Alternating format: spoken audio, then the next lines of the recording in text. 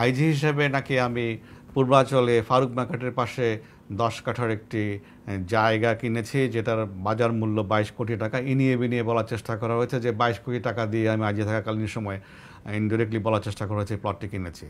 আমি আইজি কেন, ডিজি হিসাবে, কমিশনার হিসেবে কোনো মেয়াদেই আমি পূর্বাঞ্চলে কোনো প্লট কিনি নাই।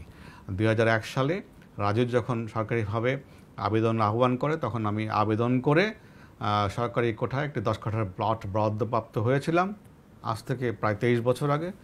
এবং সেটিও আমরা আমাদের পারিবারিক এবং নিজস্ব অর্থের প্রয়োজনের কারণে বিক্রি করে দিয়েছি। এই মুহূর্তে পূর্বাঞ্চলে আমাদের কোনো ধরনের কোনো জমি প্লট কিছুই নেই।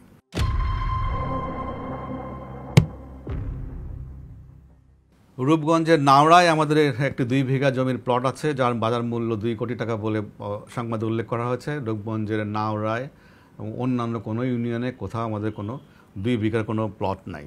এটিও একটি সর্বাংশে মিথ্যা তথ্য।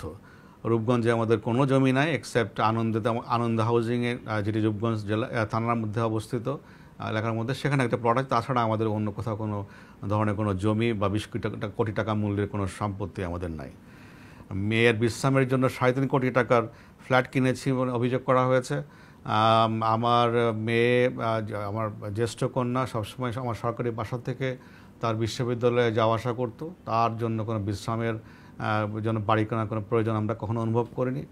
বসুন্ধরাতে আমরা একটা আনফিনিশড ফ্ল্যাট আমরা কিনেছিলাম, পরবর্তী সময় বিভিন্ন কারণে আমাদের কাছে মনে হয়েছে যে এটা বসবাস উপযোগী নয়, এটাও আমরা বহু আগে সেটাকে বিক্রি করে দিয়েছি।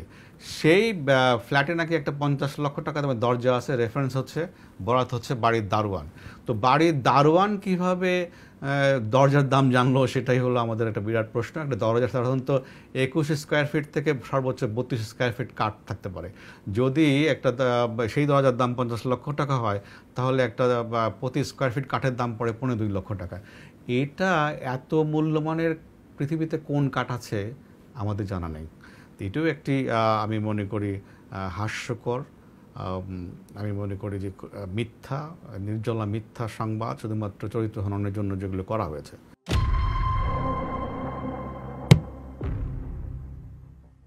আমাদের পরিবারের স্টক এক্সচেঞ্জে পোর্টফোলিও আছে, তাদের শেয়ার ব্যবসা রয়েছে, এবং সেই শেয়ার ব্যবসার অংশ হিসেবেই বেস্ট ওয়েস্টার্ন হোটেলে আমাদের 2 লক্ষ টাকার একটা প্রাইমারি শেয়ার রয়েছে, এবং যেটি মোট সেখানে শেয়ারের সংখ্যা হচ্ছে 35 কোটি 50 লাখ।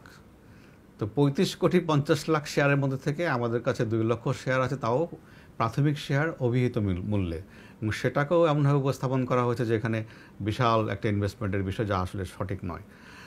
তাছাড়া দাবি করা হয়েছে যে পদ্মা ব্যাংকের শেয়ার কিনেছি আমরা, কানাডিয়ান বিশ্ববিদ্যালয়ের মালিকানা আমরা কিনেছি। পদ্মা ব্যাংকে আমাদের কোনো শেয়ার নাই, কানাডিয়ান বিশ্ববিদ্যালয়েও আমাদের কোনো শেয়ার নাই, কানাডিয়ান বিশ্ববিদ্যালয় এবং পদ্মা ব্যাংকের কোনো মালিকানা নাই, কোনো বিনিয়োগ কিছু নাই আমাদের।